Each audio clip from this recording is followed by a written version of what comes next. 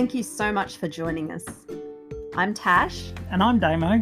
And together we are excited to bring you the Barry Chronicles. On today's episode, we thought we would introduce ourselves so that you get to know a little bit about who we are, our weight loss surgery journey, and our hopes for this podcast. We'll also bring you deals for tiny tummies, a little segment featuring our favourite products for our weight loss surgery lives. And in the future, we will introduce you to wonderful and inspiring people that we have the privilege of knowing who have undergone bariatric surgery, and we know them via a Facebook group that we run. But for today, we wanted you to get to know us a little bit better. So let's start off by chatting with Damo. Okay, Damo, let's start at the beginning. How did weight loss surgery actually happen for you? What was the process? So it wasn't really something that I ever thought I'd do, even though I was huge since, like 12. Okay. The whole childhood with obesity, it had its own issues, which we'll cover another time. Yeah. But once I sort of hit my late teens, early adult years, I had very physical jobs that I was always doing, and I noticed then that my weight would always get in the way, and I'd push through, but I was always pushing my body so hard. Yeah. And even then, I was a big guy, so I could do a lot, and no one really noticed how much I was struggling with it. And then fast forward to sort of 2005, 6, I'd met a person who would become my wife, and 2007 we got married. Yeah. And it was such a hard day, the day of our wedding. I really noticed a lot of pain, just standing that long. Yeah. And we got through that, and the discussion, as it always does, comes up about kids. And yeah, of course. Kim hadn't been able to get pregnant, and it actually wasn't until I'd been diagnosed with type 2 diabetes and got on some medication for it that it was a couple months later, and Kim came out waving the pregnancy test, and that was just so exciting, but this whole time I was ignoring my weight, right? And I was the elephant in the room. Okay. And that makes it so hard when you constantly have that battle. It's very relatable though. Being a bigger person, and just going through life, going through all of the different stages of life, and not really wanting to think about ourselves or the body that we're in, or what we might be doing to it by carrying the extra weight around. So for you developed type 2 obviously early in your 30s. Yeah. And I always thought, it'll be all right. I don't really need to worry about it. Just ignore it and it'll go away. But there are some things that just don't go away. Okay. And you get so caught up doing life as well. Yeah. And it can be really hard to just make that time to look after yourself. So what was that moment for you where you realised, okay, I am going to have to do something about this? And if you don't mind, how big were you at that point? Yeah, so it was about 2013, and I was on insulin, a lot of insulin, and my weight would have been up to 180 kilos. Okay. And I'd just been to the endocrinologist, and she said to me that I had 5 years to live. Wow. Okay. That was the wake-up call. That Yeah. was a massive wake-up It call. would have been so obviously you your wife had your baby by this time. How old was she? Yeah, so she was about 4, Okay. you know, and I was sitting there in the car, just sat in the car park, just staring and thinking, you know, my daughter, she'll be walking down the aisle with someone else, Oh my because God, I'll what a be dead. moment, hey? Yeah. you know, and all the emotions that go along with that. So that was it. That was the moment for you where you decided, yep, I'm going to do something. I don't know what it is. So Or the endocrinologist, she said to me that I needed weight loss surgery. okay. So I asked her if she could refer me to the public system for it, and she said that they weren't doing it. There was no way that I could have weight loss surgery done Wow. Okay. publicly, so I had to pay for it. Yep. And that was sort of one of my excuses that I would always use to not have it, because you know, I can't afford it. It's amazing how you can suddenly afford it. Yeah. When When your your whole life's on the world's- line. Yeah. yeah. Yep. So got home and had a very tearful conversation with Kim, Yeah. and Absolutely. we decided that we'd just make it work. That Yeah. whatever it took, we'd make it work. And we just took it one step at a time. We signed up to private health cover, and it was just me in private health because it was so expensive. Yep. And I had a 12-month wait, Mm-hmm. and I went and saw the surgeon, and he was fantastic. It made it so much easier having a caring surgeon. Yeah, absolutely. And 12 months later, I had a gastric sleeve. Okay. And leading up to it, I thought, this is going to be great. I'd read these amazing stories, and everything was so easy for these people that put their stories on the internet. Yeah. So I was sure that this was just going to be a big walk in the park. Yeah. Going to And- hospital. Yeah, going to Cut hospital, tummy out. lose the Get weight, in. all good, Yeah. on with life. And actually, it was. Well, I can laugh about it now, but at the time, I just had surgery, and they say to you, you've got all this gas, and I had gas pain, and I'm thinking I need to burp or fart to get rid of this pain. I was introduced to a shark. Oh God. yes. I pushed that gas out Only and wasn't gas? followed through. Oh no! My God. And it was so humiliating at the time, because I'd only lost, sort of 10 kilos in the lead up. Well, by that Okay. time, I was over 200 kilos.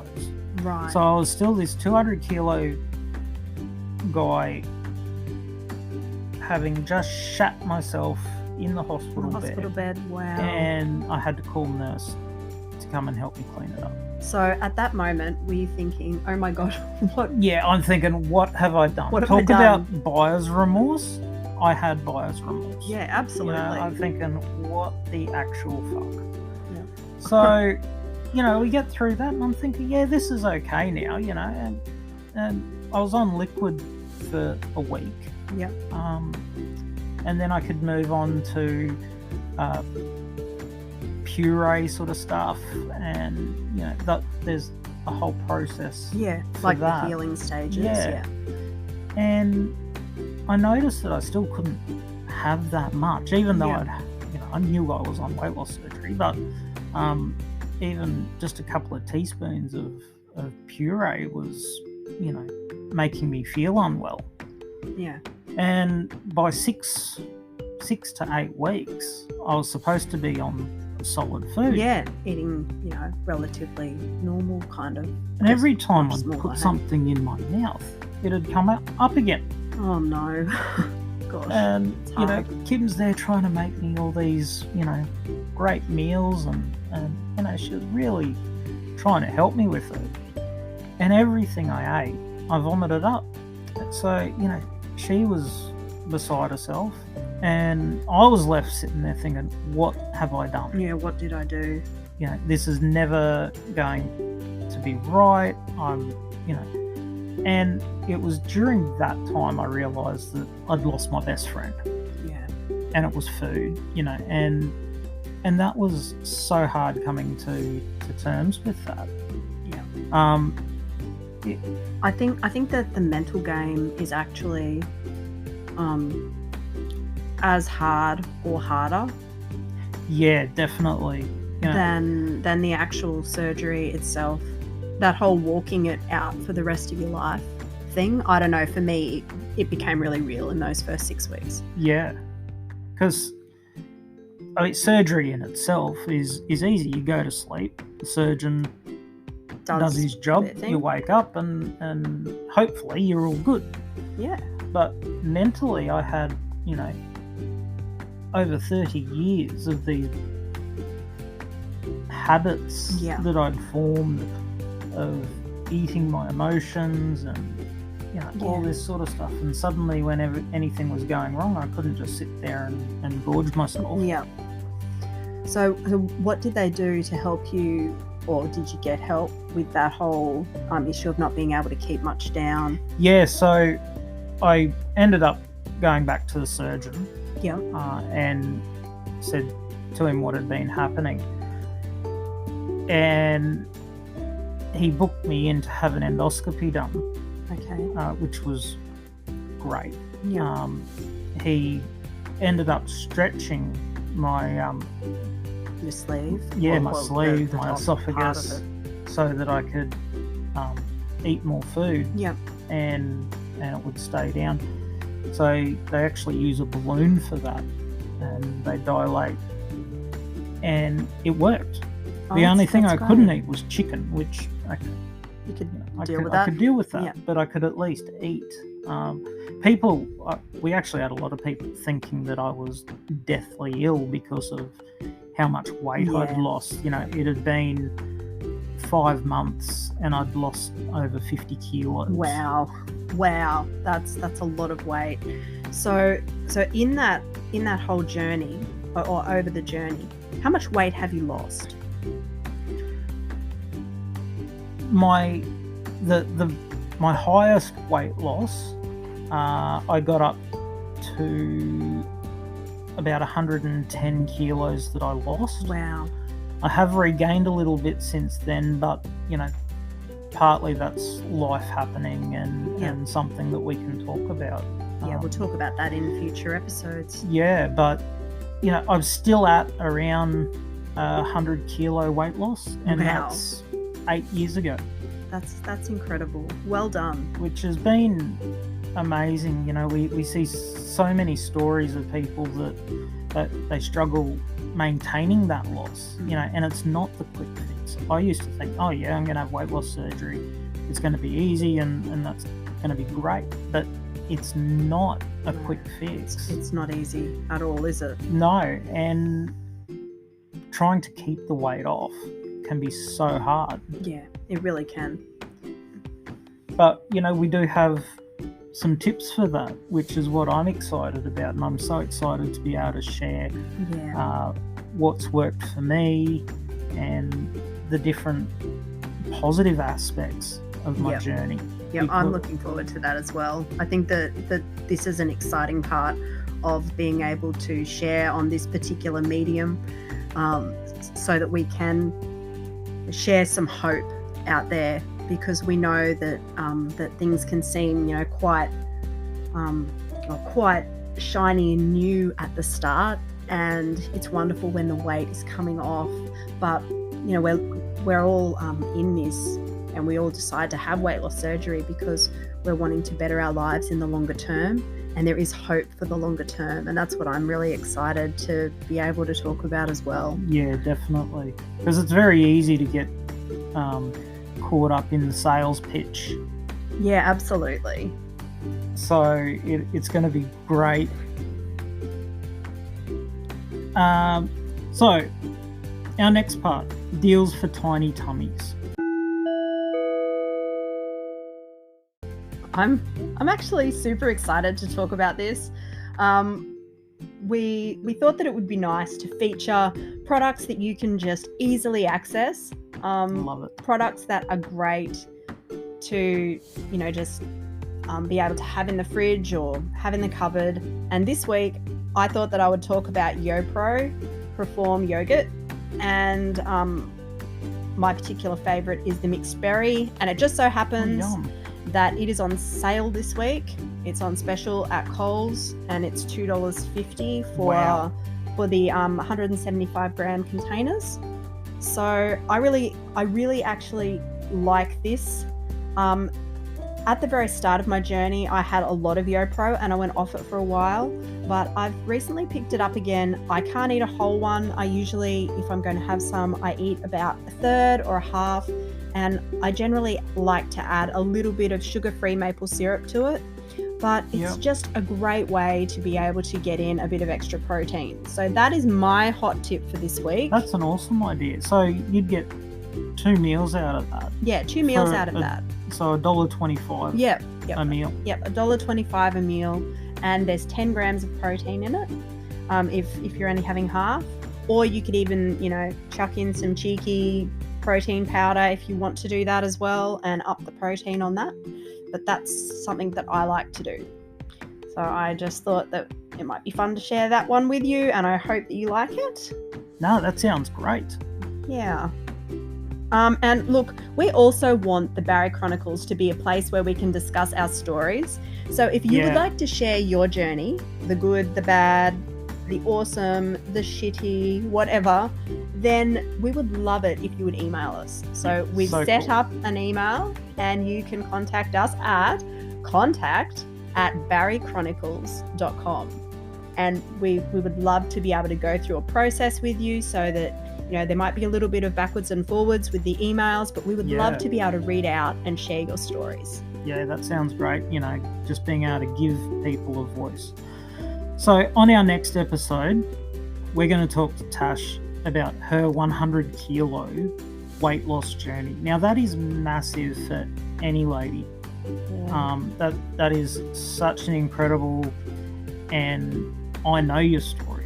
Yeah. And it's so inspirational. Oh, thanks, Damo. So, I can't wait for our listeners to be able to hear it as well. Tash has had plastic surgery. I have. She's kept her weight off for, about 5 years, which is a huge achievement. And I'm really excited to be able to hear that story a bit in depth. So guys, we want to thank you for joining us today on the Barry Chronicles, proudly sponsored by